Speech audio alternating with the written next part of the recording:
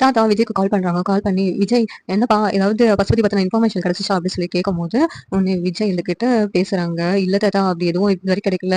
அவன் கையில சிக்கினா எப்படியோ தப்பிச்சு போயிட்டான்" அப்படின்னு சொல்லிட்டு தாத்தா கிட்ட சொல்றாங்க. "என்னப்பா உன் குரல் ஒரு மாரி இருக்கு. என்னாச்சு உனக்கு?" அப்படின்னு சொல்லி தாத்தா கேட்கறாங்க.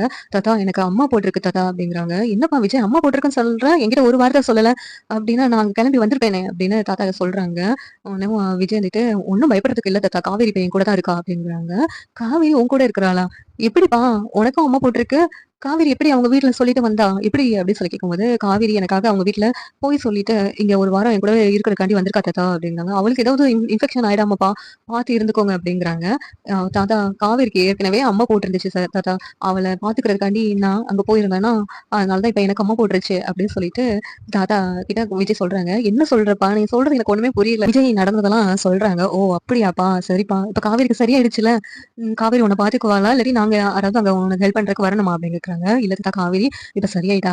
இப்ப அவ தான் என்ன பார்த்துக்கிறா. நீங்க ஒண்ணும் பயப்படவே தேவையில்ல தாத்தா" அப்படிங்கிறாங்க. "சரி காவேரி கிட்ட ஃபோன குடுப்பா" அப்படின்னு சொன்னோனே, காவேரி கிட்ட தாத்தா பேசுறாங்க. "என்னம்மா உனக்கும் உடம்பு சரியில்லன்னு சொல்றாங்க.